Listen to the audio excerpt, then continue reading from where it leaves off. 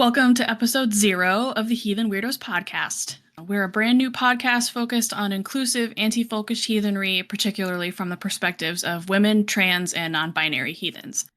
Anyone who pays even a modicum of attention has noticed that the vast majority of voices in heathenry and its various branches are cisgendered heterosexual men. That's not necessarily bad. There's a lot of really good ones out there, but heathenry is more than just dudes.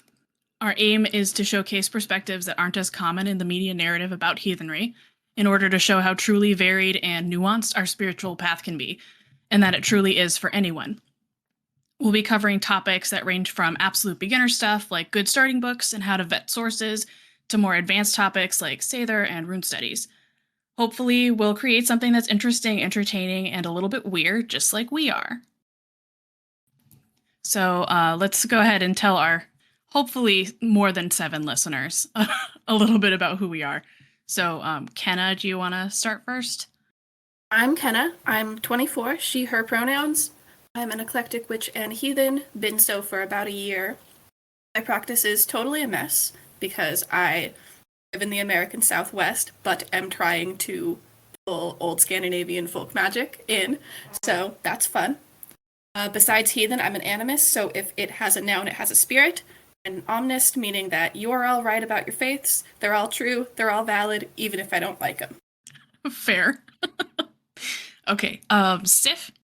I'm Sif. My pronouns are she, her. I'm 28. I'm a recon Norse heathen who is perpetually fascinated by the pre-Christian Nordic beliefs around death, and specifically as well historical Sather. My hearth cult kind of revolves around those elements and is comprised of Hel, Freya, Sif, Skarthi, Air, and the Valkyries. I am bisexual, I'm an artist and a writer, and as you might be able to tell from the accent, I'm from the UK. Okay, so Theo, you're up. Hey. Hi, I'm Theo. My pronouns are they, them. I'm non-binary. I'm 31. I have been some flavor of pagan or witch for 15 or so years. It started with the feeling of being called by Kiernunos.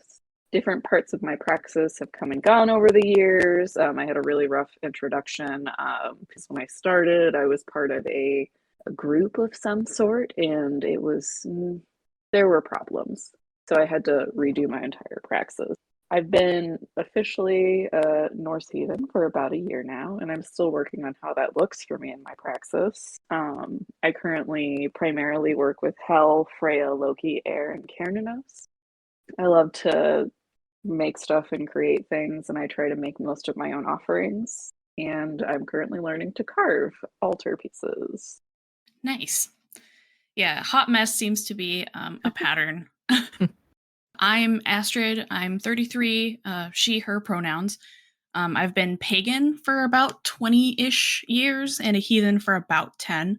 I'm from Colorado originally, but I'm currently living in South Georgia. I'm a librarian, so I have an obsession with books. And if you need help researching something, I'm already looking it up for you. It's my superpower. Jay is next. Hey everybody, I'm Jay. I'm 40, so I'm the mama bear of the group. She, her pronouns. I'm from New York City, born and raised. I started off as an eclectic witch for just about 20 years or so. About a year ago, heathenry pulled me by the hair, basically, and that's been my practice now for about a year, kind of mixing the two, still trying to figure that out, but I am loving the journey. So, yeah, that's me. Okay, so now that everybody knows a little bit about who we are, we can talk some about why we're here, why we're doing this podcast. And if you didn't already pay attention, which you should have, weird is in the title of our podcast. So Sif and Kenna will talk a little bit about weird and what that actually means. Okay, welcome to the party. What the hell is weird? Weird is very, very simply the Norse / Anglo-Saxon, mostly Anglo-Saxon, but it's fine, conception of fate. It is not fate the way we understand it now. Weird is often kind of represented as a web where threads are woven and interwoven by the Norns. Norn Urd for the past leaves what is already done. Verthandi moves the threads of the current moment. all based upon the decisions we as individuals make, and Skuld watches and weaves what is coming based onto those decisions. Weird is actively changed and chosen with every passing moment. It is, of course, much more complex than I can explain in 5 to 6 sentences, but that is the basic framework. Yeah. And the familiar image of the web of words is quite modern. We have it as our logo, albeit with like a sun cross as well, kind of interwoven between it. The earliest kind of sighting, as you were, of the web of word is from the early 1990s, so very modern. But it offers a nice example of the way that the pre-Christian Germanic people might have imagined everyone's individual threads coming together to form a cohesive whole, a whole that is constantly evolving and changing. The web is far from static. So with all of that in mind, this podcast is our attempt to weave the weird of modern heathenry into a space that's safe and welcoming to everyone. All right, so we polled some friends for some questions they had for us because we're apparently really bad about talking about ourselves without some kind of a lead-in. So the first question we wanted to answer is, what should your listeners and audience expect from an episode? We're going to try to stay on topic as much as we can, but expect tangents to happen. They will happen. We're all talkers. We all have lots of words to say, so it's going to happen. None of us have done podcasts before, so we're sort of learning on the fly too. So there'll be some technical snafus and difficulties for a while probably. And thank you for sticking with us through that. We will get better. And each episode will basically be a discussion around a specific topic with kind of a rotating lead host situation. There's 5 of us. So we're going to have at least 3 on each episode, sometimes all of us, depending on the topic. Sometimes we'll have a guest later. It'll be pretty varied. So what experience or moment did you have that really made you sure that heathenry was the right path for you? Jay, do you want to start first? Sure. Because this was only about a year ago. Like I said, I've been, basically an eclectic witch for about 20 years. Never really stuck to anything specifically religious. And I had been getting little teeny bits of like a poke basically towards it. I've worked with Freya for probably about 10 to 15 years. I should have seen it ahead of time, but I didn't. But then getting interested in ear, there was that little extra poke. And then actually I was talking with another creator that I'm friendly with, and it came up in conversation, so I did a little bit of poking on it, and it was just kind of like a light bulb came on, and it was like, oh, okay, this is it. And then I did my first like actual offering ritual, and that was that spark of, yeah, this is it. It's hard to put to words, but I know a lot of heathens understand that. So Yeah, that's definitely a thing. it's that aha moment. So yeah, that was it for me. Yeah, I think mine was pretty similar in that regard. It was the first time I initiated the gifting cycle with Freya. I was a pretty ardent nihilistic atheist between the ages of like 8 and 21. So really quite a long time. And it was a feeling of, well, prior to calling myself a heathen, I felt quite adrift. Went into animism around the age of 21. Just started skirting around the edges of paganism. So really it was that first time I said like, oh, hey, I'm Sif. What am I doing? Here's a candle and here's some water that you may want, if you want some of that. And really it just clicked after a few moments of, and it felt like, as cliched as it sounds, kind of coming home after years just spent floating. And, it was that kind of moment that really dispelled a lot of those lingering thoughts of, this is just brain stuff. I'm, imagining things. And it was really that first big experience that I couldn't explain or logic away, essentially. And that's when I really said, oh, okay, this is the thing. I guess I'm heathen now. Yeah. Oops, heathen now. I feel like that's how that happens. It's definitely like it happens slowly and then all at once kind of a thing for a lot of people. Mm-hmm. Sprout just comes through. Yeah. One day you see the word heathen, you go, yeah, no, that sounds right. That's the one. Mm-hmm. Absolutely. I also started out in animism. I've been an animist as long as I can remember. I was a Girl Scout, so we learned how to talk to trees real early. Heck yeah, I was a Girl Scout. I love Hell that. yes. Yeah, Girl Scouts, gateway to paganism. So I've been talking to trees and like spirit and fire and all of that stuff for forever. So when I started doing witch shit, since I slowly found myself involved in more and more content creators, people who came at witchcraft from different angles. The whole working with deity thing was very strange to me because latent atheism, I was very much like, yeah, the rock has a spirit, but there's no sky daddy. That would be silly. So as I went on, I found more and more doing it differently, and things started to click. And then I was talking to the trees out loud more. And I was outside and think I could see runes in the clouds. It sounds very ridiculous, but it's real. They're there. They're in the tree bark. And things just clicked into place. I tried to logic myself out of it too.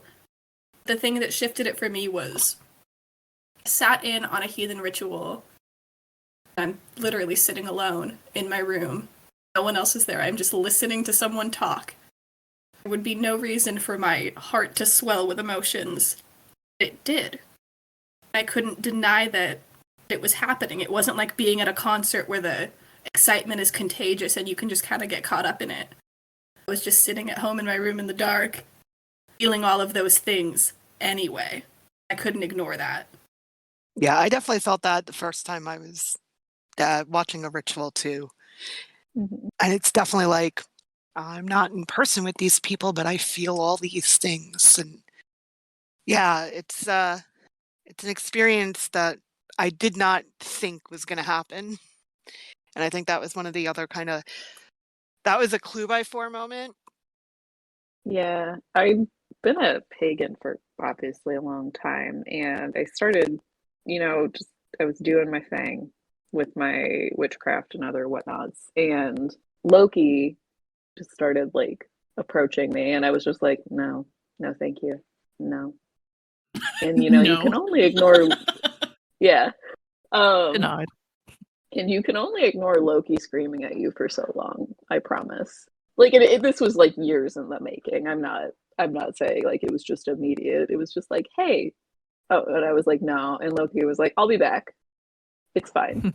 And that just happened in a cycle. And then eventually I was like, fine, what do you want? So I started working with Loki, and then I started looking a little more into Norse paganism, and then I ran into like Ocean Kaltoy and other creators on YouTube because the pandemic had started by this point. So I wasn't able to attend an in-person ritual.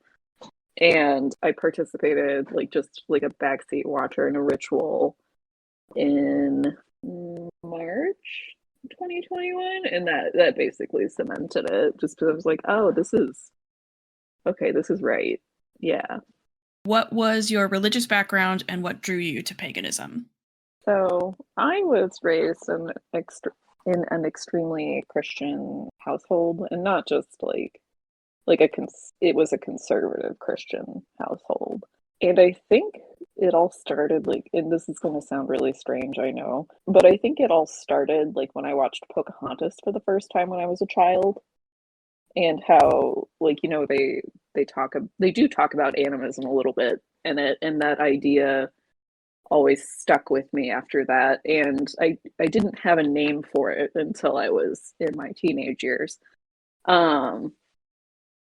But like that always stuck with me, and Christianity just never really fit.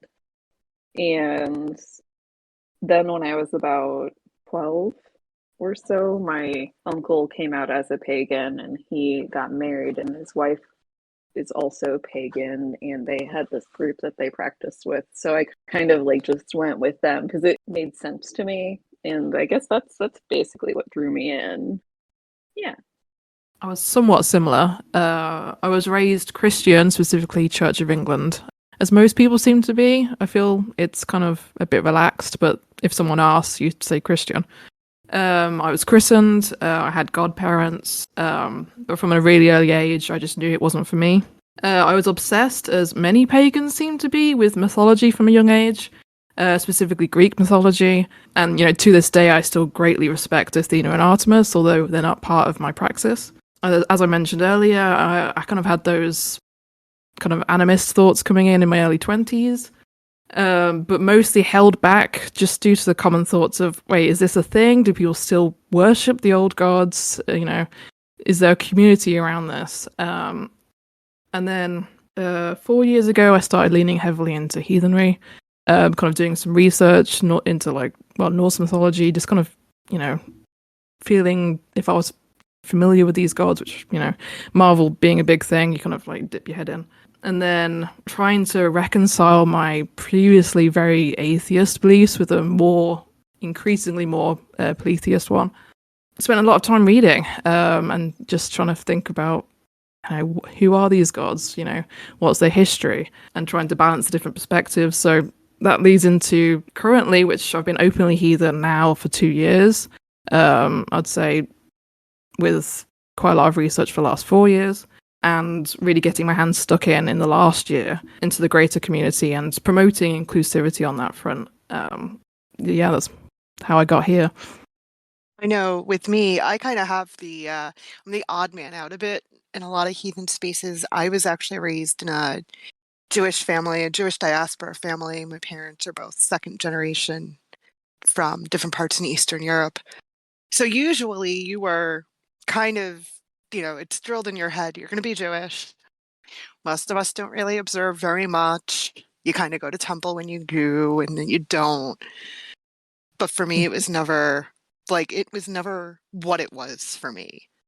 I knew there was something out there. I wasn't quite sure what it was. I wasn't sure if it was something in everything, if there was, one thing up there, if they were multiples. It took a long time for me to move from, okay, this isn't it, to, well, this is kind of maybe. And by that point, I had gotten into witchcraft, which I was still doing it more like an animist perspective to it. And then about 5-6 years into that is when I started working with Freya. So again, little bit of, okay, yeah, the gods are there, but I'm not going to really worship them like religion. And like I said before, it took a long time of like those little teeny tiny pokes that Freya would do. Kind of like, hey, maybe take a look at this. Look into this aspect of me. And eventually it just kind of goes into, okay, fine, I got it. And it's just like, yep, this is it. So it took a long time for me to go from what I was raised, which I thank the gods every day that I didn't have to really deconstruct a lot. Because I know that that's a huge struggle. And I know that's something that we all kind of want to help our listeners to an extent when we can. But I got really lucky in that respect. So, yeah. I love how everybody's stories kind of have these sort of overlapping circles of I was raised this way, but it didn't really fit, or I was interested in this thing, but I didn't really know if I was doing it right. Like, that's very common in paganism as a whole. Yep, absolutely.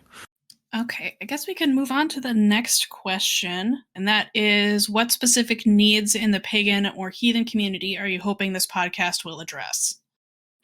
All right, well, I will start out with this answer because I have it written down because I'm planned it out. There's a huge lack of diverse voices in heathenry, and every single person on this podcast is some combination of femme, assigned female at birth, non-binary, and queer. Like, we're weird, and I love it. We're really aiming to just be examples of how heathenry isn't only for manly men with beards, and that there's more nuance to this spiritual path than's often shown and talked about. That perspective offers a really different take on a lot of the myths and stories that we have from Norse sources.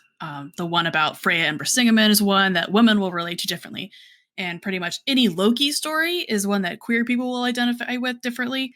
There's a lot of really interesting interpretations of these myths and the deities in them that aren't stagnant, and there's no one way to view any of them. And we want to add to the narrative of like men did man things and women did woman things that's typically thrown around in heathen discourse. So we're trying to kind of make it more inclusive. It's there because heathenry is inclusive and it needs to be shown as inclusive.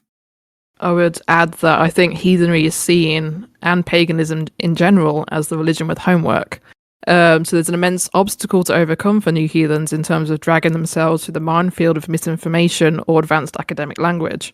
So I hope, as we're all practitioners and we're dragging ourselves through the minefield all together, we can help new heathens to navigate all of it and present them with information that is clear, concise, and easy to understand. Absolutely. Yeah, because accessibility is a huge thing. And a lot of those, early sources that we have are like locked away in these academic language minefield situations, just like you said.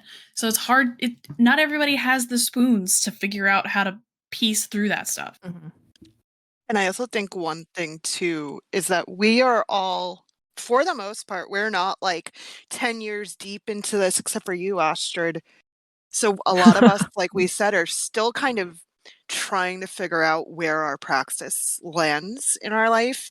And I think that's a view that a lot of people don't see from a lot of the content creators that are out there. They've been so established, and it's kind of like, it can be intimidating when you first see it. Like, they've got this whole setup, they know what they're doing, they know what they're talking about. I'm never going to get to that point. Mm-hmm. And kind of seeing people who are still kind of going through that.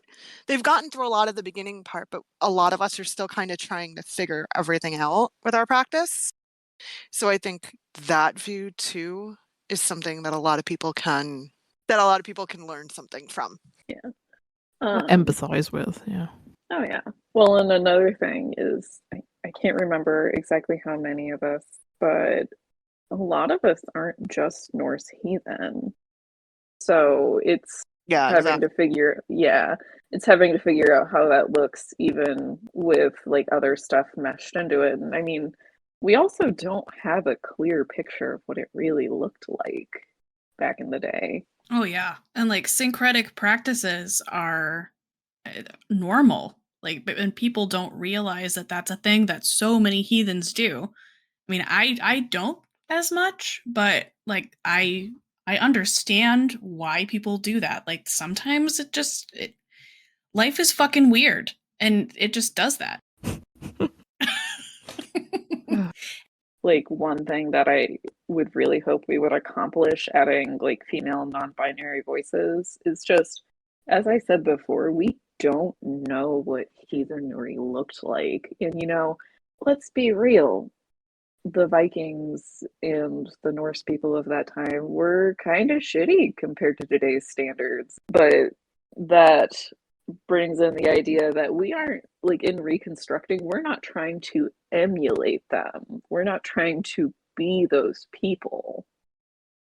Like, we really just want to, like, the religion is appealing to us and we're modernizing it. Yes, we're filling in some of those gaps with, stuff that is relevant to us now and as modern people, and adjusting and adapting stuff that might not work for us as well. Like, some of those traditional gender roles that they had in the Viking Age. Mm-hmm.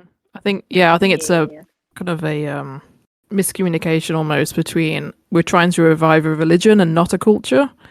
I think that, like, specifically in terms of media representation, they can kind of forget that. Like, they think, but what, the Vikings were, horrendous people. And we're like, well, we're not trying to recreate the culture that surrounded them. We're trying to, kind of revive the religion. Yeah. Rant over. Yeah, there's a huge difference between culture and religion in a lot of ways. So, I mean, they were they're interconnected, but yeah, we're not reviving the culture. We're not trying to be Vikings. We're just trying to bring some of those spiritual practices into the modern age. We can pick and choose in terms of the more toxic elements to leave behind. Hell yeah. Like gender roles. Exactly. What are everybody's specific interests or focuses on heathenry at the moment? And it says specifically, Sif, pick only 2. No. I can do that. I do have, I know this. Challenge accepted. It's no points for guessing what I'm going to say.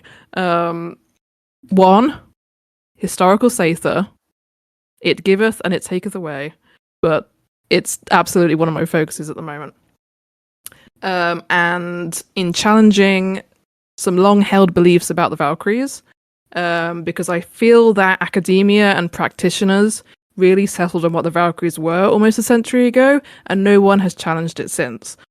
We've all just agreed that they're Odin's servants, essentially, and that really does them a disservice. So historical satyr is going to be a lifelong interest, absolutely, but it also has exciting ties to almost everything in the lore, in my belief. So yeah, those two are my answers. Valkyries, historical satyr, I'm locking it in. I think those are. We're just waiting for your book to come out. Just saying. Yes, it's gonna happen. I'll taper it off there. Otherwise, I will continue talking.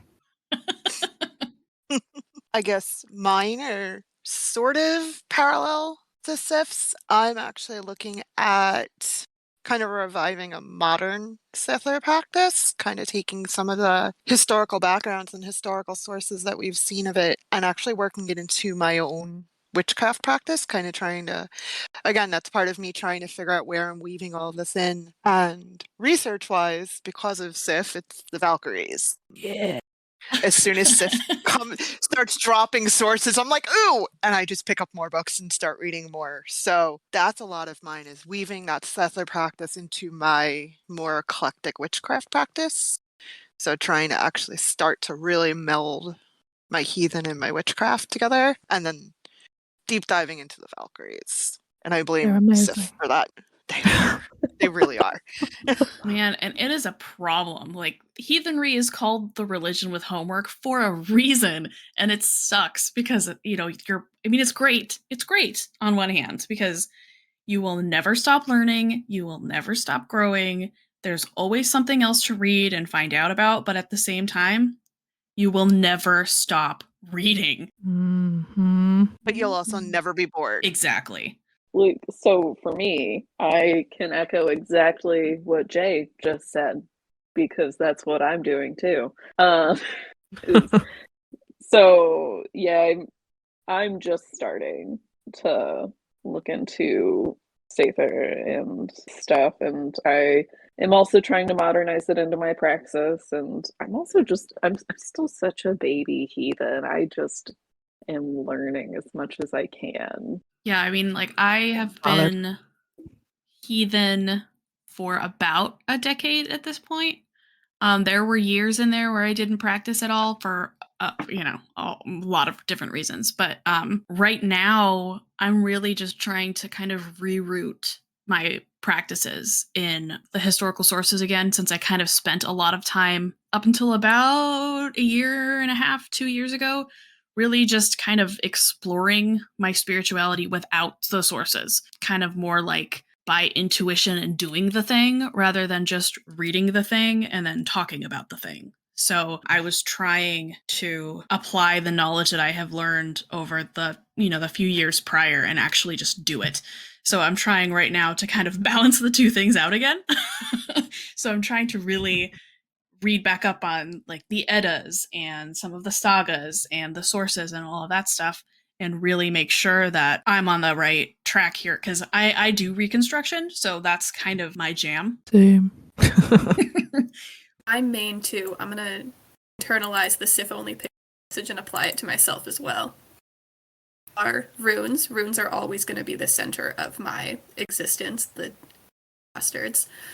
And while Satyr is on the list, Trolldom, Scandinavian folk magic, is kind of overstepping Satyr right now. I am out of spite, like, glaring at Satyr as a practice, and leaning more toward folk magic, Trolldom. Well, there's some really interesting stuff there too, like, Yeah. and it's still a living practice in a lot of places, so you have a little bit more information to pull from, which is nice.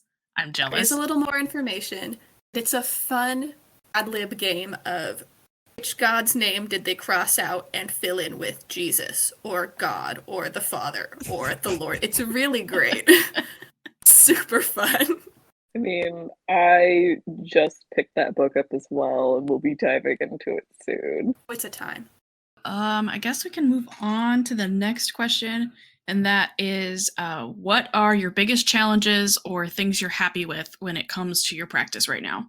I think we're going to need a bingo card for me. Right? Sif only How many picked two. times does Sif? Yeah. Okay, right. Satha obviously is a challenge at the moment because I feel like I've set myself up to fail in a certain extent to try and recreate elements of it. It's a lot of trial and error, experimentation, a lot of reading. So that's a challenge. I would say another one would be personally in terms of where I want to be in terms of kind of daily praxis. You know, incorporating like the small moments, like a shared cup of tea with ancestors and that sort of thing. Things I'm happy with, I would say my hearth cult, the gods I currently worship, and I couldn't be happier in that regard just because I feel content, which is probably a very rare thing. So I'm, just embracing all of that while I can.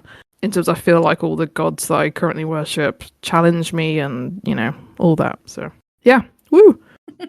I'm happy that I've developed a daily praxis. I do need to, I've been slowly getting into it and like expanding it as time passes, just so it's not, overwhelming and I quit because my brain's like, no, I can't do that every day. And so I'm really happy with that. I'm happy with the relationships I'm developing with the deities I work with. A lot of challenges I have is just the available materials because I have been trying to do things from a little bit more of a recon perspective than I have in the past. And I do have a lot of trouble focusing on reading books. I love to read, but sometimes my brain just won't do it, if that makes sense. Well, and like these sources are hard to read. Yeah. The language is old, that sometimes just the font is unreadable because they're old prints. Yeah. Well, that's like when I got the Road to Hell book, the print in that book is tiny. It's so small. That's So my baby. tiny. Like to the point where I think I found a PDF because it was, at least when I got it, it was publicly available. I'm not sure about now, but I definitely, like, I bought the book and then I picked up the PDF and started reading that way with it enlarged because otherwise I'm going to need to read it with a magnifying glass. I love that book. Yeah, Mhm. that made me feel really old for the sheer fact of I'm sitting there, I'm doing what my parents have to do with books, and I'm like, I'm not that old. But I'm glad I'm not the only one who noticed how tiny that print was. Oh no, it's not just you. Like I have that same problem with like yeah. some of the Saxo Grammaticus sources, like just the font that they use. It's bold, but it's also fucking tiny as hell. Like I'm 33. My eyesight's not that bad and I get headaches reading that book. It's terrible. I think my biggest challenge has also been the thing that has made me the happiest, that being allowing myself to not be on a schedule, allowing myself to not feel pressured to do a daily thing or a ritual every full moon or whatever. I found out pretty quick that that was just me setting myself up for failure and disappointment. So I stopped. I stopped doing it. Yeah. I am so much happier just smiling at the moon when it feels right and things like that. I think a lot of times, especially when you're new at this, you feel like you have to go full Catholic and do the big thing every week and offer and food and snacks and meat and go buy the nicest wine you can find. Not the vibe. So I stopped, and it has brought me so much more peace and calm and been more authentic to the way in which I exist as a human being, which is chaotic. No, I think that's good advice. I think we get so caught up in the kind of like we must do the big offerings and the big moments that we just kind of forget about these small, more intimate offerings, moments, Yeah. As Kenna said, it's like that's really coming from like a very Christian perspective. And it's like, well, heathenry is not Christianity. Like it's supposed to just be ingrained in your life. I suppose Christianity is also supposed to be ingrained in your life when you're Christian, but yeah. Whatever. Semantics. Got it. I Yeah. mean, it's less performative. than Yeah, heathenry. that's Christianity feels what I meant. very performative. Like, I don't know if y'all have been to Catholic Mass, but it is a spectacle. Oh, they're standing up and It's sitting down and standing up and sitting down and Spin around, say the words, and to you, or whatever. It's a whole production. And while you can Sounds have exhausting. those things in heathenry, there are the big rituals, the big, like, one that comes to mind is, like, Halloween is for hell, and we do a big thing, and we make it a show, and that's great. Not everything has to be that show. oh yeah. I mean, there's a time and a place for, big ritual and theatrics and making it very dramatic and setting a tone and a mood and an atmosphere and all of that stuff. And you can do something that does that for you on a much smaller scale whenever you want to. It doesn't have to be like a Yule ritual with like all the candles and the straw goat that you light on fire in the backyard. Like, it can be something small inside. And we're going to touch on that in some later episodes about why you don't need all the stuff if you don't have all the stuff. The last question we have is, what is the part of your practice that brings you the most joy? I would say at the moment it's the gifting cycle, just because it feels so intuitive and right at the moment.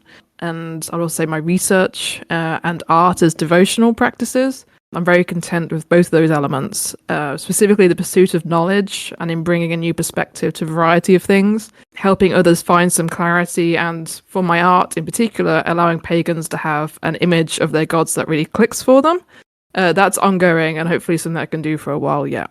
Yeah, I don't know. I don't really talk about my personal practice as much, but that's something I'm gonna have to get over doing the podcast, I think. But I really love how flexible and adaptable heathenry is. For me, starting out as a pagan and as a heathen a million years ago, it feels like, I didn't want something that was going to dictate the things that I did with my life or how I did them. And heathenry sort of instead gives me a framework and worldview to work within that allows for change and flexibility and growth rather than a very black and white moral ethical code situation. Heathenry doesn't have a central authority. There's no pope. There's no book that tells you what you can and cannot do. So that's great for people like me with an authority problem. I do think that's something that, at least for me, has also been really good, is that there's no one correct way to heathen. You do what feels right to you. And some days that's the giant ritual with the 12 candles and every god statue out on your altar and the big long prayer and, all of that. And sometimes it's just sitting there, pouring a cup of tea or a cup of coffee and talking. Mm-hmm. Those days, both of those kinds of days, bring a certain kind of joy to my practice too. So Absolutely. Exactly. Yeah.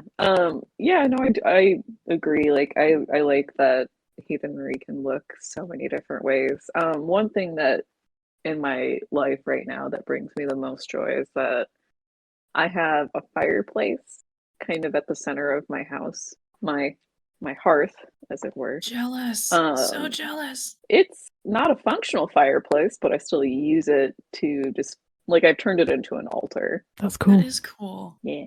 That's so cool. Oh, that's so cool. You have to take pictures of that now Yeah. and share it in the server. I'm gonna clean my altar up first. Psh, don't clean it. We don't care. My life is a hot mess, okay? Let it be a mess. We are called dirty heathens for a reason. Uh-huh. Yeah, mhm. That's a motto that's going down. it's true. I love chaotic altars. And minimalist ones, equally. All altars are That's true. beautiful. And I'm just at the point where I completely refuse to separate my regular kitchen utensils from witchcraft stuff because it's part of my everyday life. That is a perfect example of how to integrate your practice into your daily life. Yeah. Well, when I started, I was so poor. I was a student. Yeah, I didn't have any money for anything. And so like that's where it started and that's where it stayed, and I'm not really interested in buying extra stuff. So yeah, I don't know. But that's perfect though, because one of the things I say a lot when people don't know why people come to me as a source, but sometimes people ask me things, which is a mistake on their part, but so far it's worked out okay.